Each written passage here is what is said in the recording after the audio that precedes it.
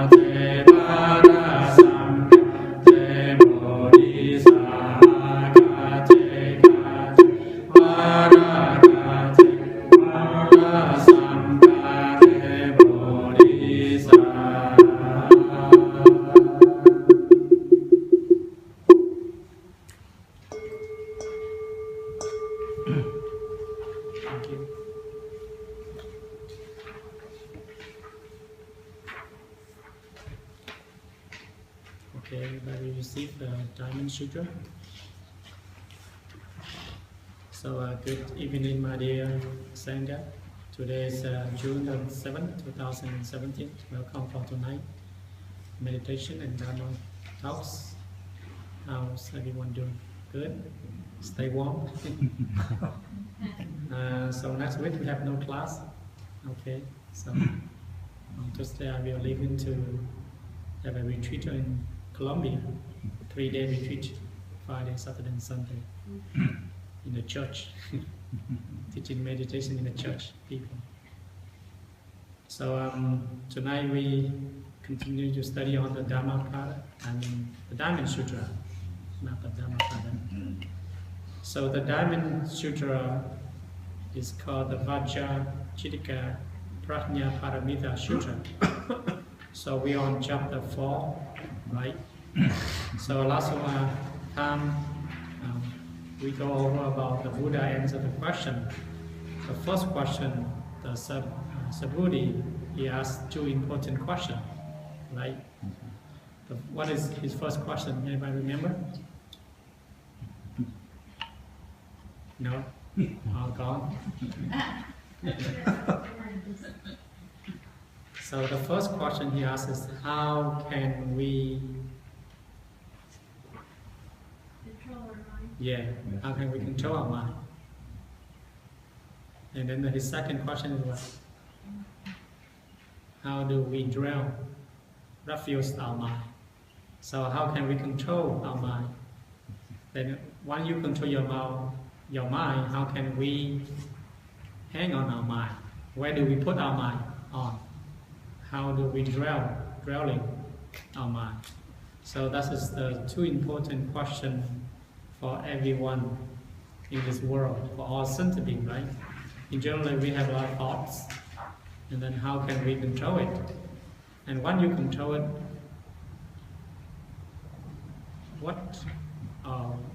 how do we hang on it? When you control it, how you hang on it. It's like if you don't have money, you want the house, you bought the house, then what? How do you pay the house? How you work on paying the house, maintaining the house, right? Just like the temple. Building the temple is very easy, right? That's the first step. But how can you maintain it? How can you spread the teaching? This is the important. Like the center is how you deal with it and how you to maintain it. It's like everything. It's like we have this body. It's very center that we have this body. But how you go along to maintain this body until you are 70, 80, or 90, right? So the maintenance is very important for us to continue. So today he will answer the second question on chapter 4. So Sylvia, can you read the whole chapter? Wonderful conduct without dwelling. Moreover, Subhuti, when a Bodhisattva practices generosity, he does not rely on any object, that is to say, he does not rely on any form, sound, smell, taste, tactile object, or Dharma to practice generosity. That Subhuti is the spirit in which a Bodhisattva should practice generosity, not relying on signs. Why? If a Bodhisattva practices generosity without relying on signs, the happiness that results cannot be conceived of or measured. Subhuti, do you think that the space in the eastern quarter can be measured?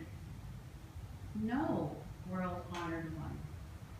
Subhuti, can space in the western, southern, and northern quarters above and below be measured? No, world-honored one. Subhuti, if a bodhisattva does not rely on any concept when practicing generosity, then the happiness that results from that virtuous act is as great as space. It cannot be measured. Subhuti, the bodhisattvas should let their minds dwell in the teachings I have just given. Okay, there we go. That is the second answer.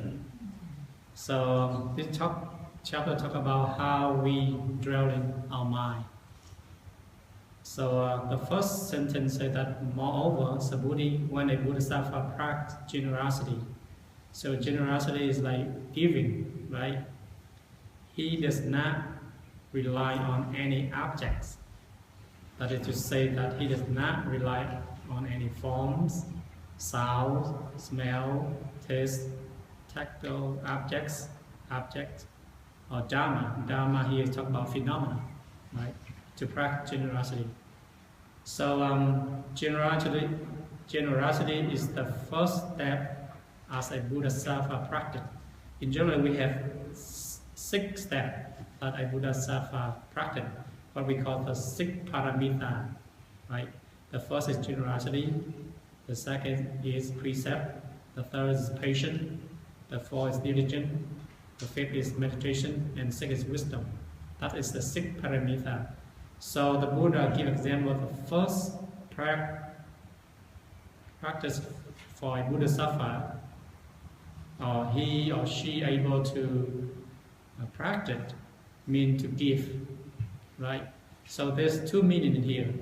First, generally, when we practice giving, we should not attach to any form, sound, smell, taste, object, or phenomena, right? So that is the main thing, is we practice give, right? Giving without what? Without attachment. And generally, when we give something, we say, I give you something. So when you say, I give you something, means there's an ego inside. So here, the Buddha say that when we practice giving, we should not attach to this I, this receiver, the recipient, and the gift, right? So 3 things we need to get rid when we are giving. This I, the self, and then the gift, and then the person, the receiver. So if you still have this sign, then you still attachment. So when you attachment, your merit and virtue will not very, very large. If you attachment to your giving, then your merit and your virtue is very small. So generally, a bodhisattva practice of giving materials. In general, we have 3 types of giving. The first is material resource. The second gift we call the Dharma, right, the teaching. And the third is called non-fear giving. So what is material resource giving? Like you give clothes, money, and all the material you have, right? So you give it as materials, food. And the second is the Dharma. The Dharma is the teaching. For example, when we have a friend who are suffering, and we know the Dharma, the teaching, then we can what? We can share with them, right? If they are suffering, we should share the teaching, whatever we learn from the Dharma, right? We share with them, and they will release their suffering. So what the second we call release or giving the Dharma, the teaching. So today I'm doing what I'm doing right now. I give in the Dharma, right? The teaching. So giving, the second is what we call the giving the Dharma. And the third we call non-fear giving. What does it mean, non-fear? For example, somebody is in your house fear of ghosts. What do? You dress as a monster and scare them away. When somebody is scared of snake, spider, you should what? Tell them, don't be afraid. Spider is not afraid. Snake is nothing to afraid. You talk to them, right? If they're afraid of ghosts or spirit, you calm them, right? You make them not afraid. So the three given for Bodhisattva is the materials, the Dharma, and non-fear. Just like a person who afraid of staying home alone, the kids are afraid of in the darkness. So when you present with them, they are not afraid. I mean, you will You will relieve their fear, right? So whatever fear arises in your mind, if a friend or a person close to you talk to you about it, and then your fear will disappear. So when we left Vietnam, when I'm probably 9 or 10, we escaped to the United States by boat.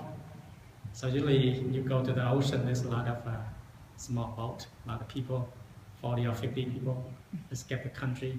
So generally, when you go out in the ocean, you don't expect that you live in, right? Because there's a lot of storm, a lot of big ocean. So usually mom or dad, the elder people say that you should recite Quan Âm. Right? Whenever fear comes to you, afraid, you recite her name. That's why we have a white statue. Because Avalokitesvara, she able to relieve your fear, right? When you fear of anything, you recite her name, then what? Your fears disappear.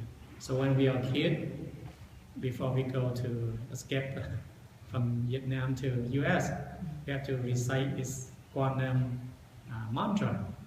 Because usually when you go in the ocean, you don't expect to live. A lot of thieves, a lot of people are robbing, and the wind, the ocean is a lot of storm, right? So that's why we recite her name, and then the fear will relieve, and then we will get to the shore. So that is the Avalokitesvara is the person. When you recite her name, your fear will disappear. So whenever you feel a ghost, spirit, afraid of something, you recite her name, slowly your fear will disappear. Because generally our minds have no two thoughts. If you recite her name, then the fears disappear. If you don't you don't have to recite her name. You can recite Buddha or God or Jesus or your mom or your dad name, right? Because our thought always afraid of something.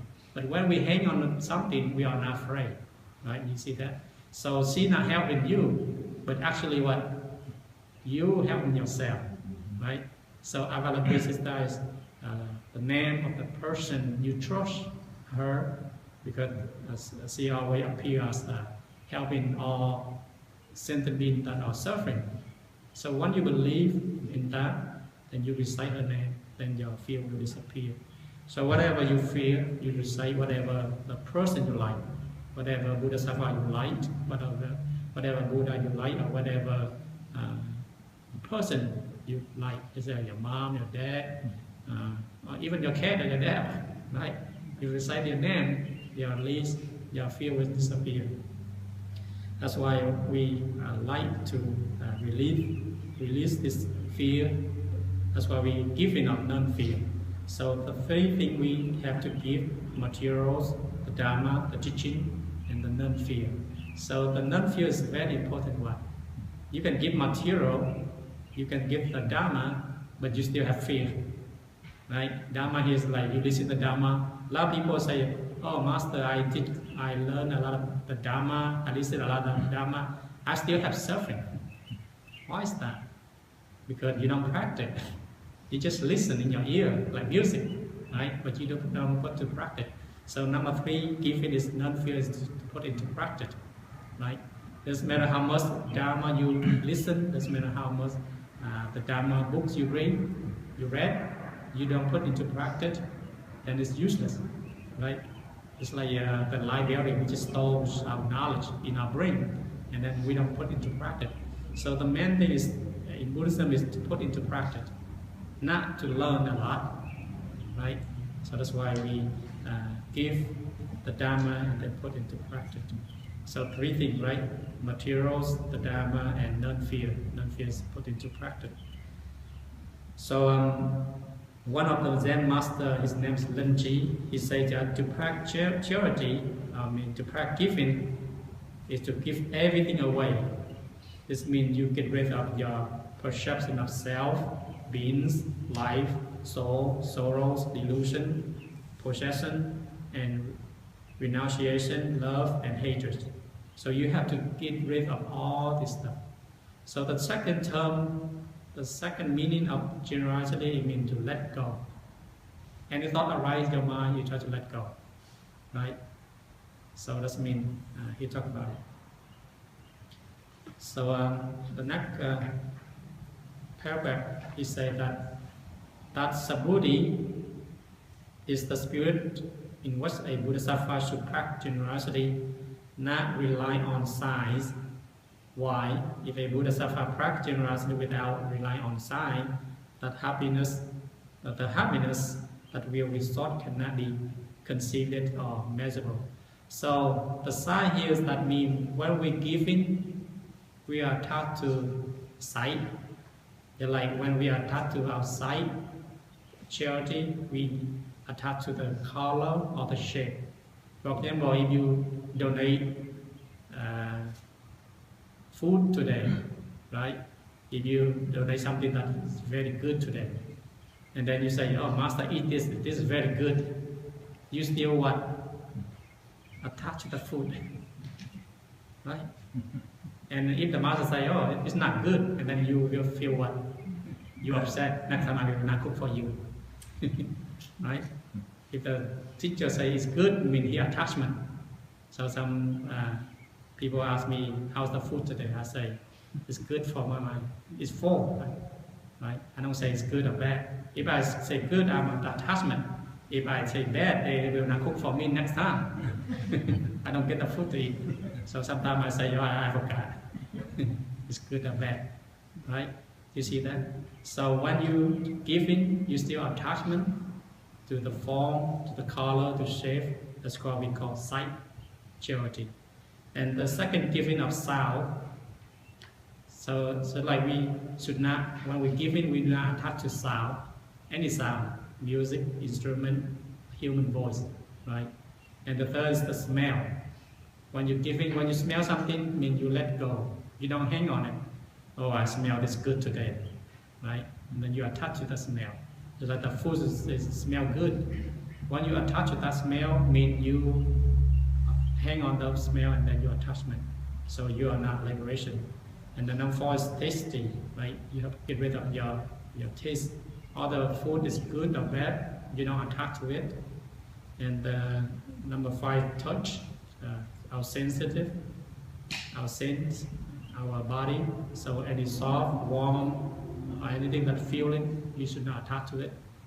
And number 6 is the Dharma, charity, meaning anything arise in your mind, greed, delusion, hatred, suffering, you should let go. So that is the 6 signs that we should get rid of when we are giving generosity.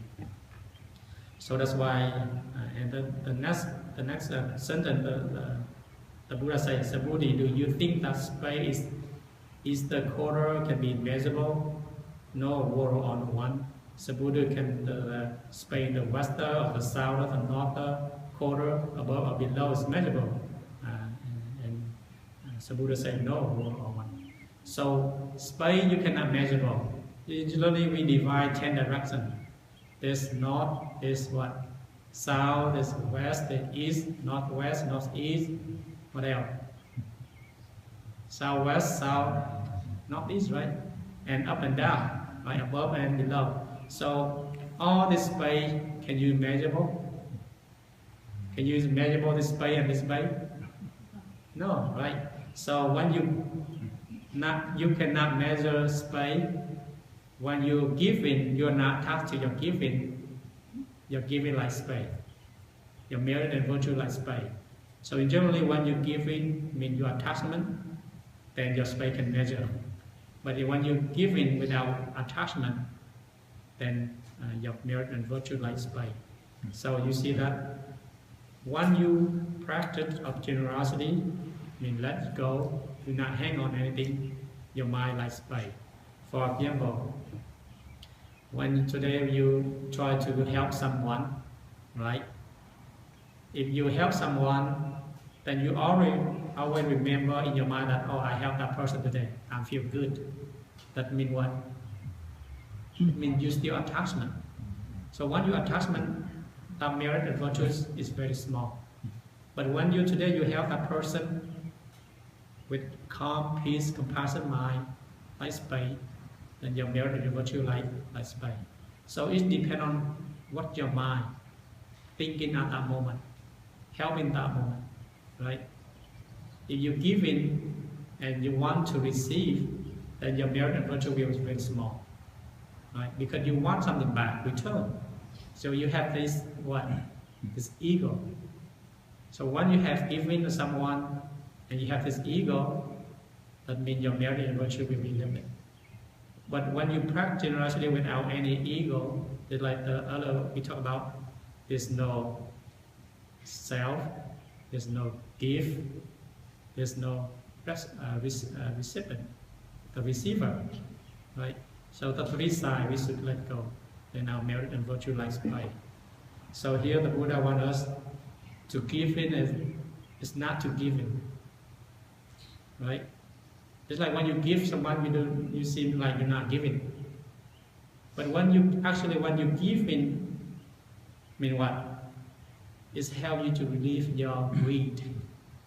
Because in general we have a lot of greed. We are greedy. Now somebody come us and ask something, then we give them. That means what? You let go of your greedy. So that person help you to let go of your greedy. So you should thank them or they should thank you. You should thank them. Without them you cannot give them. You see that? Just like in this world, there's a lot of poor people. It's good for us to help them, right? But if you go heaven, there's no poor people. Where do you give? Everybody rich like you. How can we correct merit and virtue? You see that? So in this world, there's poor, there's rich, so you can able to help. But when you're born in a place there's no poor and rich, then your merit, your virtue cannot increase. You see that? So it's very important to practice our giving. We should thank them. We should thank the people we give, because without them we have nobody to give, right? Sometimes we have a lot of material, we don't know what to do. So we thank those people who they need it, right? So we can release our greed. So giving means release your greediness. You see that? To practice your compassion, to practice your love and kindness, to see how your love and your kindness, your compassion, you are. So that is the Buddha's advice to practice like that. And the last sentence, Subhuti, if a Bodhisattva does not rely on any concept when practicing generosity, then the happiness that will result from that virtuous act in a great aspect, it cannot be measured. Subhuti, the Bodhisattva should let their minds dwell in the teaching I have given. So that is what we dwell. That should we refuge our mind when we are giving, when we are practicing. Where do we refuge in when we are practicing? Space. Can space hang on anything?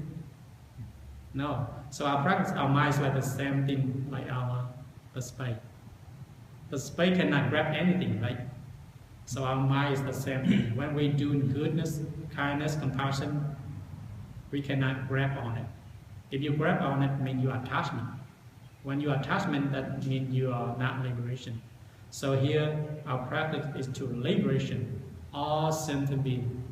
All sentient being here is in your mind. One thought is a sentient being. 1,000 thought is 1,000 sentient being. 1 billion thought is 1 billion sentient being. So you are liberation all sentient being without liberation. That's why I come back to the question earlier. Right? We save all sentient being without saving anything. Right? So that is his meaning is that during our mind, any thought arise, we try to not hang on it. So A lot of people come and say, oh, I have a lot of thought, what should I do? That's good, you see a lot of thought. If you see a lot of thought, means you have a lot of sentient being to help.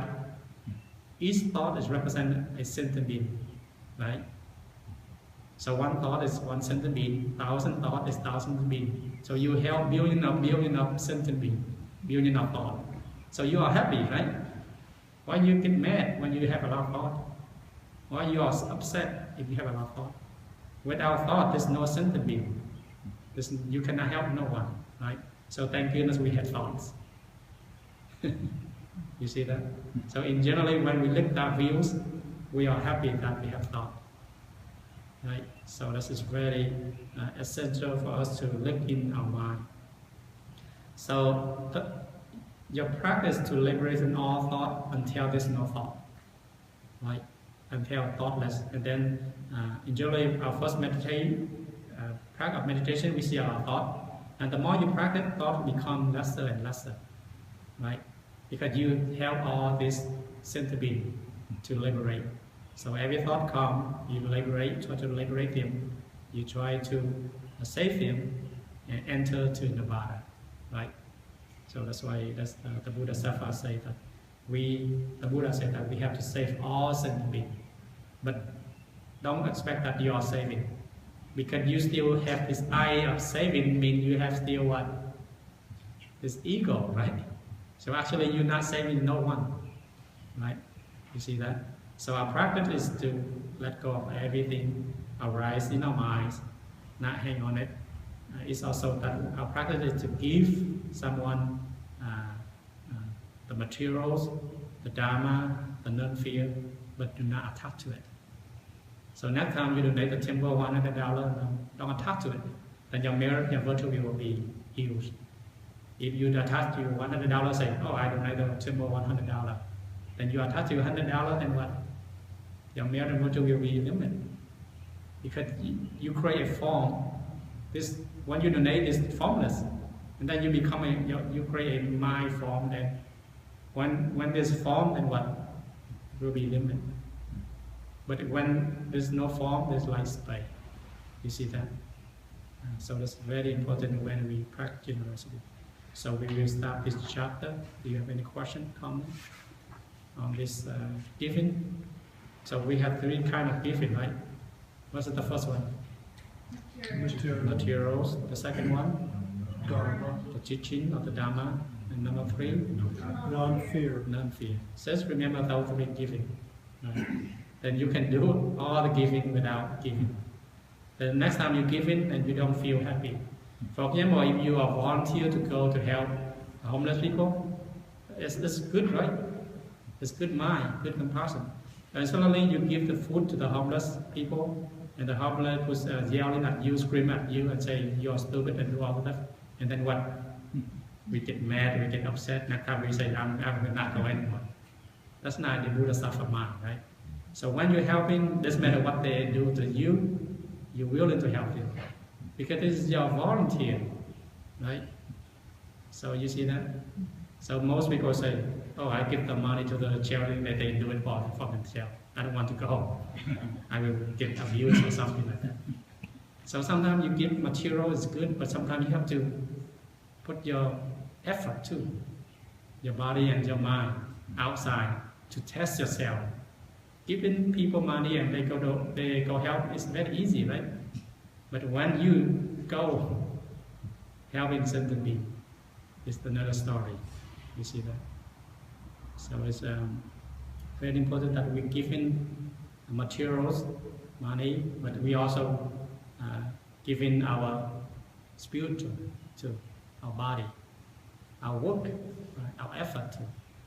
So this is the three materials, Dharma and the non-fear giving. And the sixth parameter, remember? What's the first one? Generosity. The second one? Okay, I remember. Generosity, precepts, patience, diligence, meditation, and wisdom. So generosity leads to precept, precept leads to patience, patience leads to diligence. Then you have diligence, then you have meditation, or we call concentration, and then wisdom. That is the sixth step of the Bodhisattva practice. If you don't practice the sixth step, then you will never become a Buddha. Right? This is the sixth step, lead you to become Buddha. If you want to be a Buddha, you cannot let these six steps go away. Right? Even though you have a Buddha nature, but you have to work on it. Right? You have to work on the step to become a Buddha. Right? So this is the way we can practice. So today our learning is what? This which we use in this practice without dwelling anything, without attachment anything. Whatever you do not attachment. That is the lesson today. Any thinking, any thought arises in your mind, try to let it go. Any giving, any form, sound, smell, taste, object, or phenomena, do not attach to it, do not hang on it. Then you are free. You are released of suffering. Right? But if you attach to the form, the sound, the smell, the taste, the object, and the phenomena, then you will be suffering. So you can see yourself, are you still have suffering? Or you are released of suffering? And if you are suffering, why are you suffering? You have to ask that question. Is it I attach to form? Oh, I attach to my baby, I attach to my wife, I attach to my mom and dad. Then that's the form, right?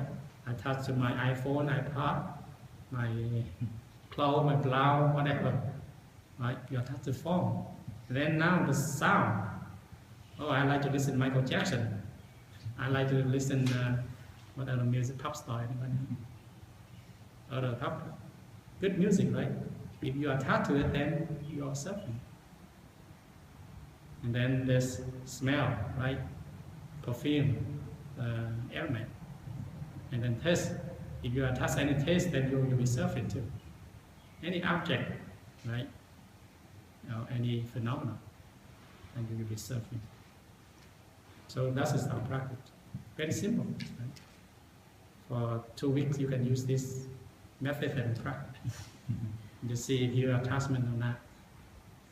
That's why one of the Zen masters say, the more you attachment, the more you suffering. The lesser your attachment, the lesser you suffering. You see that? So this depends on you. Nobody pray you suffering. Is it your mom, your dad, your brother, your sister, your girlfriend, your husband and wife pray you suffering? No, actually you yourself. Right?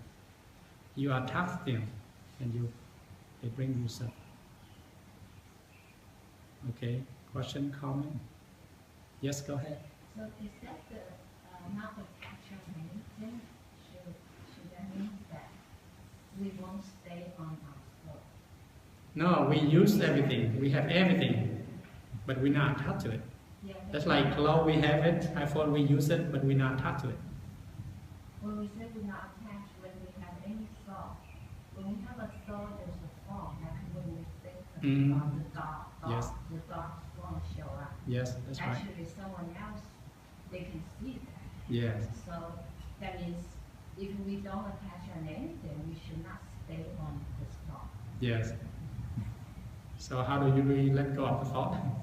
So everything is come from the thought, right? Just don't follow that. Yes, that's right. Yeah. That's good. So everything is come from the thought. Right? Actually, it's not the form, the sound, the taste, it's the thought. Go back to your mind. Right? Some people say, oh, the money forced me to do this. No, the money don't force you to do it. It's your thought. Force you to do it. Not the money, not the materials. Sometimes you blame, no, my wife forced me to do it. Only my husband forced me to do it. You just blame in people. You don't, what we call, control yourself, control your thought. So that's a good answer. Anybody else? Go ahead. On the third line where it says Dharma, so are you suggesting that doesn't exactly mean teaching, but means The something? Dharma is two meanings. This is talk about Dharma is the phenomenon. So the second sentence, the first sentence, right? Smell, form, taste, type, Dharma. Is that what you talk about? Yeah. Yes, yeah. So Dharma here is not the teaching, it's the phenomena. In Vietnam we call Pháp. I mean, Pháp is the Buddha teaching. Pháp is also everything. The house, the building, all phenomena. So Dharma here is represent the phenomena. All right. Okay. Don't misunderstand the Dharma, the teaching. It also means do not attach to the teaching too. If you attach to the teaching, then you're still suffering. Because the teaching is like the finger point to the moon. The main way is to see the moon, not the finger, right? So that's why the Buddha say, do not attach to my teaching. Right? Some people say, oh, if we let go everything, we still attach to the Buddha teaching. But if you still stop the Buddha teaching, then you are not liberation. But here he talk about the Dharma, here is the phenomena. Okay. That's a good question. Anybody else? You back there? Yeah, in a person's generosity about material things is an easy one to take care of, you know. But in the non-fear, and it's not like dogs or spiders or anything, it's the fear of no longer having the ability to have money. Yeah, there's many fears. So fears Yeah, very general. That's a very hard one to work with. Yeah. Feelers. Okay, save your head, come to the table and live. You don't have to worry about money. That's the best way. Yeah. You still live with your wife, your husband, you still have fear of money. When you come to the temple, you don't need to do fear of that. You just go back in. Okay, Joe, you have a question? How does attachment to good things cause suffering? Like good food, good music, good good fun, good vacations. How can they cause you suffering? Yes. Okay, have they made you suffering yet? Not as much as attachment to bad things. Okay. So it depends on how you use attachment. It's like the food, right? If it's good, then you want it. It's like your high blood pressure and that food is very tasty, then you want to eat. And then you have high blood pressure and become bad for you. You see that? Okay. So does non-attachment mean non-enjoyment? No, it's enjoyment, but not wanting, craving. Craving for it. You can enjoy the food, the life, the music, but not craving for it. That's the difference. It's like you can drink beer, one or two, but don't become addicted to it. Most people say, oh, what? I enjoy all those stuff. But when you do it, and then you become addicted. And then you become slave of the food, slave of the beer, slave of the cigarette. Generally, you say, oh, smoke does not help, it does not hurt anything, I just said one or two. And the more you smoke, and then you become the slave of cigarette instead of you control the cigarette. That's just the difference. Yeah, we like to enjoy everything, right? But don't attach to it. You can eat good food, you can wear beautiful clothes, but do not attach to it. Some people, when they eat good food and then when they eat bad food, they say, oh, this is nasty. That means you still attachment to good food. When you attach to nothing, but you enjoy it, good food or bad food, you still enjoy it. You see that? Music is the same thing. Oh, I don't want rap music, I like to some solo. Oh, people don't like solo, people like rap music.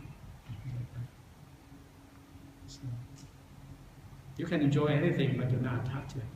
It's like our eye, you can see anything, right? You can see anything, but don't attach to it. You enjoy the flower, the sunshine, all that stuff, but not craving for it. Today there's no sun now. I'm get angry and get upset. There's no sun today. No beautiful flower today. You see. So some people misunderstood that. Oh, if we are not attached to nothing, then we should not enjoy anything. That's not right. I mean, you use everything, enjoy everything, but do not craving for it, want it, become addicted to it. People sometimes they say, oh, watching sport is good, but some people watch until they are addicted to it. It's like, then yeah, right? Now he try to release. But I stopped the addiction. Yeah, that's good. You see that? It's enjoying okay, but enjoy until you addict to it, that's becoming suffering. That's the different story. Uh-huh. Effect of control. Right, yeah, okay. It's not effect of control, not attachment, not all the right. Yeah. The main thing is you control it. You can enjoy everything, but don't try to control your mind. Don't let the material control you. That's the difference. Let you control the material. Okay. Good question. Anybody else? Yes, go ahead. I had two other possible answers to Joseph's question from personal experience. Okay. The first is that eventually we lose everything that's good. Mm. So when you lose it, then you're really going to feel bad. You already know that. And I know that from personal experience. The second thing is, right, we may enjoy the music or whatever, but then we always want more. We're never satisfied with what we have. We want more beautiful music or more money or whatever. Okay. Question, comment? Yes, go ahead. Yes, it sounds, I'm new here, this is kind of over my head. So it sounds like you're saying everything's in moderation. Mm-hmm. You might get attached. What about love? There's two types of love. Do you draw a line of love that you don't get so attached? There's two types of love. Love of all sentiment, love of compassion is different from desire love. Talking about love of your spouse. Yeah, love of spouse depend on the love of both with giving, with kindness, with sharing, with love, with greed, with envy, anxiety, all those stuff can be bad. So love can be like water. If you drink enough good water, it's okay, but you drink too much, then you drown yourself. I think when you have a good relationship, there should be no limits. Yeah, when you have a good relationship, that love is no limit. But sometimes we say we love that person. If that person love me, if that person don't love me, then you become hate. You see that? But this love is different. Even that person love you or not love you, you still love them. Right? So it's very difficult when we have a spouse or a family. That's our family, right? We should love, right? This is our human nature. But when they do behave badly, then our mind is different. It's like you love that person in case they have HIV or cancer or something like that, or they become a criminal.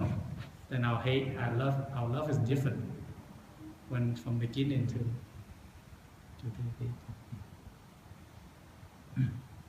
the like generally a lot of couple they marry first or second year or third year they love each other, and then the longer they live they get argument, they get fight. At the end that love become hatred. You see that? So how depends on how you use it. So love is like water. If you drink enough, it's good for you. If you overdrink, then you will die. So love is the same thing. Sometimes love is suffocate. You love that person too much, you become abuse of love, control. You say you have to do this. You try to control the love. Instead of the love of Bodhisattva, of the Buddha is different. The love of no desire, the love of no limit, the love of no boundless, beyond. So if you have that love, then husband and wife they live happy now in this life, next life. You see, it's good. Okay, let's go ahead.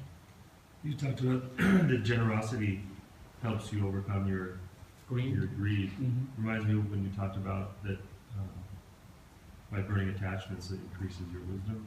It's Mhm. the same thing. It's got a transformation that comes back. This outside giving and inside giving. So inside giving arise of wisdom. Outside giving help you get rid of your greedy. Right? So in general, we talk about giving inside means to let go. Giving generosity means let go. Don't hang on. But when we practice outside, I mean we have to give without attachment. When you're giving without attachment, generosity without attachment, that's a rise of wisdom. Right? That is wisdom. But if your attachment with you're giving with attachment, that's not wisdom. So that's why the first paramita is generosity, the second precept, the third is patience, the fourth is diligent, and the fifth is meditation, and the sixth leads to wisdom. That's the sixth step.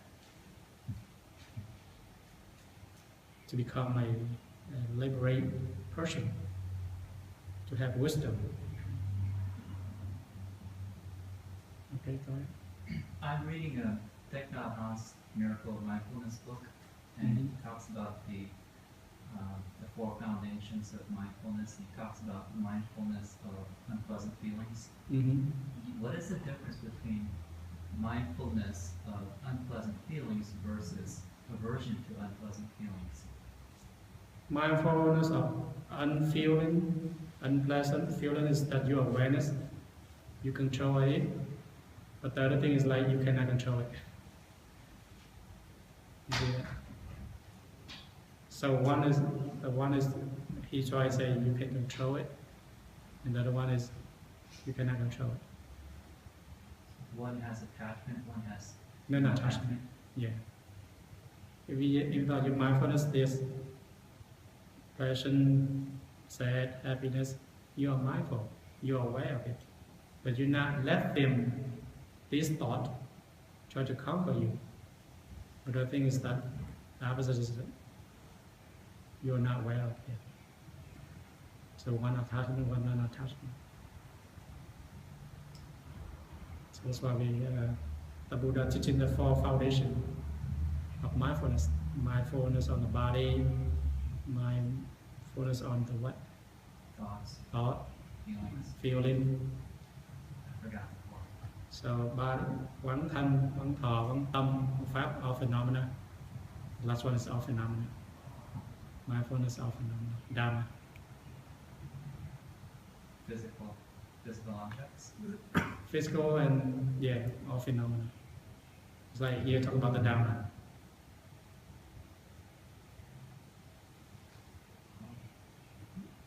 All Dharma have no ego. I mean, all phenomena have no self. Right? So this is the 4 foundation. Complete the body, the feeling, the mind, and the phenomena. Okay. Adding on to that, when I practice this mindfulness of unpleasant feelings, I don't know if this is unique to myself only, but it makes me, I feel like I feel worse by doing it. Yeah. So if you feel worse, don't do it. So method is 84,000 method. If you don't feel worse, let it go. The only other option that I know about for experience is through repression, avoidance, suppression, aversion, and that doesn't do much good either. Yeah, just let it go. If some method don't work for you, let it go. Go back to the present moment. All method, all finger onto the moon. The main thing is you see the moon, not the finger. So when I'm angry at someone, and I'm totally aware and conscious that I'm angry, and this anger is moving inside me, this energy, being aware of it doesn't make it any less.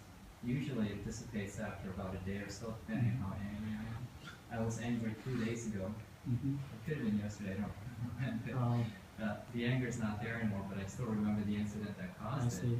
But while I'm in the middle of experiencing this energy, it's pretty painful. Yes. No matter what I do, I don't feel any better. In the past, before I started meditating, I would avoid it. I would do something physical to distract myself. I would overlay positive feelings on top of it. But all that did was repress it, and then sometime in the future it will come back up. So, but now I'm aware of them. I don't know if there's maybe in the long term that's beneficial because you're allowing it to process. But while it's happening, it certainly doesn't feel good because now I'm fully more aware of the feeling. I feel it so fully that I feel every ounce of pain more than when I try to ignore it. So just like when you go to the doctor, you have a shot. It's pain, right? But don't try to ignore it. The pain is there. All you know is you feel the pain, and slowly the pain will disappear. And now you are aware of it and know of it, not attached to the pain. So our anger is the same thing like the shock, the little shock. And when we have strong enough mindful, then next time we can control. We let go easily. Right? But sometimes you say you're angry, but you have to ask yourself, who's angry? Where's this angry arise? Like we treat topic, when a thought arises, where do the thought come from? And if you look back, then it will disappear. So the more you do that every day, every time angry, the anger will be less. Your wisdom will grow stronger. Yes. So does that mean that if we're mindful of our happy, positive emotions, over time they become less as well? It depends on how you use it. Because when we live with the true nature, the happiness is always there. Doesn't matter what you do. That's our true nature. That's our human. We all have this sense. We have this what we call cảm giác, all the same. If you don't have the same, then you are like a rock or dirt or carpet. So we are thank goodness that we have all this feeling. Feeling is good, right? But do not attach to it. And like we have right now we have a movie that's 3D, right? Look like come to ours like real. But we know that's not real. We just play with it, play along, enjoy with it. It's like life. Life is wonderful if you know how to enjoy it. If you don't know how to enjoy it, you see suffering. So the main thing is to train all this feeling into joyness, compassion, loving kindness, instead of run away, chase away, or avoid. Okay. So the more you practice, anger usually we get angry 3 days. Now the more you practice, angry probably 1 day, and the more you practice, angry get couple hours, and the more you practice, couple minutes, and the more you practice, couple seconds, and next time there's no anger, even a person did something to you, unless you're an airhead already.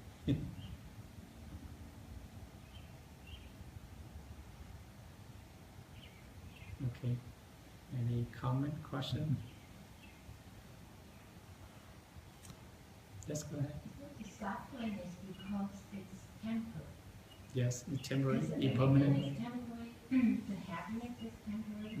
So when the happiness, when we cannot keep the happiness all the time, when we lose it, we'll feel unhappy. So that, and also there's a suffering that's like we cannot get what we want, and we have to leave the people we like, and we have to stay with people who we don't like, and that all this thing is, it's all the cause of suffering. So what do you do about it? Well, when we know this, then we don't attach to it. We know this is all temporary, Yeah, everything's impermanent. impermanent, and so We don't live that long to get angry. so we should get back to our true nature. Yes, the main thing is to come back to your true nature. Because your true nature is the happiness of infinity. Our happiness is duality. Suffering, happiness is duality. So the true nature is the true happiness of infinity. Happiness is never disappear. And those happiness, those worldly things is relative. Yeah, The true nature is absolute, not reality. yeah. That's correct. It's interesting what she just said, Mhm. made me realize that I have more attachment to pain than pleasure. Yeah, because you have a lot of pain now. I get, okay. Why do you have a lot of pain? A lot of attachment, a lot of thought. But when I can enjoy pleasure, Mm-hmm. or let's say a party or something, Yeah. good times, but when it's done, it doesn't bother me at all, Mm-hmm. because I don't like going back home and enjoy my solitude. Mm-hmm. So I'm not attached to happiness. I enjoy it, but it doesn't bother me when it's gone. Yeah. Because there's still something there after it's gone. But pain, oh my God, Yeah. I'm attached to it. I want it to go away. I can't stand it. And the more I can't stand it, the worse it gets. Yeah. So what do you do with the pain? Drink Tylenol, add views, I observe it, observe it. but that just makes it much more intense because now I'm observing it. Yeah. So remember that pain is impermanent. Everything is impermanent. Yeah. It's come and go. You don't pain 24 hours, 7 days a week, right? Only certain time. I'm talking about pain like anxiety, worry, stress. Oh, yeah. No, don't think the same thing. Temporary. Yes, go on. If we get attached to our solitude, then we will be in, like we get pain when we lose our solitude, we go out. It's true. Yeah. That's what I do.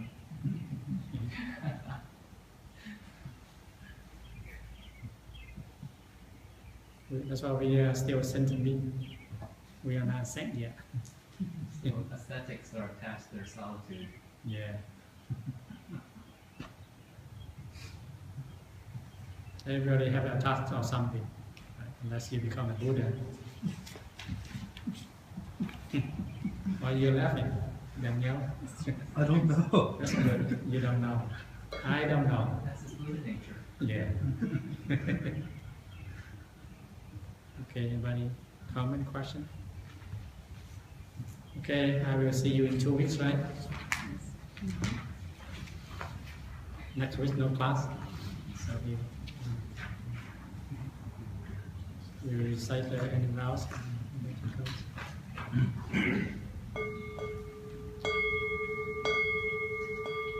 Living being or innumerable, I vow to save them all. Reflection or endless, I vow to grab them all. The Dharma door uncomfortable, I vow to study them all. The Buddha ways is myself, I vow to attain it.